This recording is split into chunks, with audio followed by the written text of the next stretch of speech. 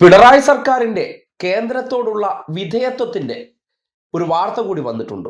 അവസാന സഭാ സമ്മേളനത്തിലെ നയപ്രഖ്യാപന പ്രസംഗം. അതിൽ കേന്ദ്ര സർക്കാരിനെതിരെയുള്ള രൂക്ഷമായ പരാമർശങ്ങൾ ഗവർണറെ കൊണ്ട് വായിപ്പിക്കാൻ വേണ്ടി നയപ്രഖ്യാപന പ്രസംഗത്തിൽ ഉൾപ്പെടുത്തിയിരിക്കുകയാണ്. അത് മാറ്റണമെന്ന് ഗവർണർ ആവശ്യപ്പെട്ടിരിക്കുകയാണ്. ഇതേ വാർത്ത നോക്കിയേ. പിന്നെ നമ്മുടെ നാട്ടിൽ ഇതൊന്നും ഒരു വലിയ വാർത്തയല്ല. കാര്യം ജമാഅത്ത് ഇസ്ലാമിക്ക് വേണ്ടിയും ഒപ്പം തന്നെ കേരളത്തിലെ വർഗീയ വിഷയങ്ങൾക്കും വേണ്ടി നിലകൊള്ളുന്ന UDFകാർക്ക് വേണ്ടി രാഷ്ട്രീയ പ്രതിരോധം തീർക്കുന്ന രാഷ്ട്രീയമായിട്ട് സംഘപരിവാറിനെ ചെറുത്തുനിൽപ്പ് നടത്തുന്നതെന്നും അവരെ സംബന്ധിക്കുന്നിടത്തോളം വാർത്തയാക്കി വലുതാക്കിയാൽ ഈ രണ്ട് വിഷയങ്ങളും നശിക്കും. RSS നശിക്കും, ഒപ്പം തന്നെ UDFന്റെ കഷത്തിരിക്കുന്ന ന്യൂനപക്ഷ വർഗീയതയും നശിക്കും. ഇവരെ രണ്ടുപേരെയും നമുക്ക് പാലൂട്ടി വളർത്തണമെന്നുണ്ടെങ്കിൽ അതിനെ ചെറുക്കുന്നവർ ചെയ്യുന്ന പ്രവർത്തനങ്ങളെക്കുറിച്ച് വാർത്ത വരാതിരിക്കുക. എന്തൊരു ജാഗ്രതയാണ്. എന്തായാലും ആ വാർത്തയൊന്ന് നോക്കി. നയപ്രഖ്യാപന പ്രസംഗത്തിൽ തിരുത്ത് ആവശ്യപ്പെട്ട് ഗവർണർ രാജേന്ദ്ര വിശ്വനാഥ് ആർലേക്കർ.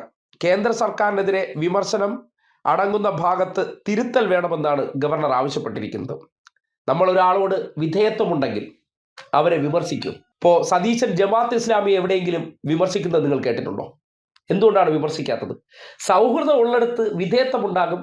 അവർ വർഗീയതയല്ല, അവർ ഇപ്പോൾ അങ്ങനെയുള്ള ആശയങ്ങൾ പിന്തുടരുന്നില്ല എന്ന് വെള്ളപൂശുന്നത് എന്തുകൊണ്ടാണ്? അതാണ് യഥാർത്ഥ സൗഹൃദം. സൗഹൃദം ഇല്ലെങ്കിൽ എന്ത് ചെയ്യാം? പരസ്യമായിട്ട് ആരാണോ അവരെ പ്രതിനിധീകരിച്ച് സംസാരിക്കേണ്ടത് അവരുടെ, അതായത് സംഘപരിവാറിന്റെ കൊണ്ട് തന്നെ സംഘപരിവാർ സർക്കാരിനെതിരെ സംസാരിപ്പിച്ചതിന് ശേഷം അത് ചരിത്ര രേഖയാക്കുകയാണ്. നിയമസഭാ പ്രസംഗം അറിയാലോ. അത് വരുന്ന എല്ലാ തലമുറയ്ക്കും എന്തായിരുന്നു ഈ സർക്കാരിന് കേന്ദ്രത്തോടുള്ള സമീപനമെന്ന് പറയുകയാണ്. പക്ഷെ എല്ലാ കാലത്തും സതീശന്റെ കവലപ്രസംഗങ്ങൾ ഇതൊന്നും ചരിത്ര രേഖയല്ല. അവസരത്തിനനുസരിച്ച് മാറ്റി പറയാം. മാപ്ര കോലുകൾ പൈസ കൊടുത്ത ഞാൻ എന്ത് തെമ്മാടിത്തരം പറഞ്ഞാലും, ഞാൻ എന്ത് പച്ച വർഗീയത പറഞ്ഞാലും, ഞാനെന്ന ഉടായ്പിനെ സംഭവബഹുലമായി അവതരിപ്പിക്കും. പണത്തിന്റെ പവർ.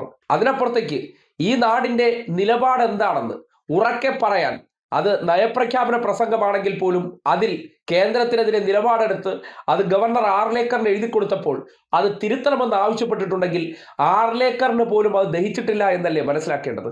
കേന്ദ്ര സർക്കാരിനെ എന്നെ കൊണ്ട് ഇങ്ങനെ വിമർശിക്കാൻ പറ്റില്ല. അപ്പോൾ അത്ര രൂക്ഷമായിട്ടുള്ള വിമർശനങ്ങൾ നിയമസഭയിൽ തന്നെ ഉന്നയിപ്പിച്ച് രേഖയാക്കാൻ സർക്കാർ തയ്യാറെടുക്കുന്നുണ്ട്. അതാണോ ആത്മബന്ധം? സതീശൻ ചെയ്യുന്നതാണോ ആത്മബന്ധം? ചിന്തിക്കാവുന്നതേ ഉള്ളൂ. RSS ശാഖയിൽ പോയി ഗോൾവാൾക്കർ ചിത്രത്തിൽ തിരിതെളിച്ച സതീശൻ അയാൾ വർഗീയവാദിയല്ല, അയാൾ മതേതരവാദിയാണത്രേ. നമ്മുടെ നാട്ടിലെ ചില മതേതര തമാശകളാണ് കാണുന്നത്. RSSകാരുടെ മുന്നിൽ വിളക്ക് കൊളുത്തും, ജമാഅത്ത് ഇസ്ലാമിയെ വെള്ളപൂശും.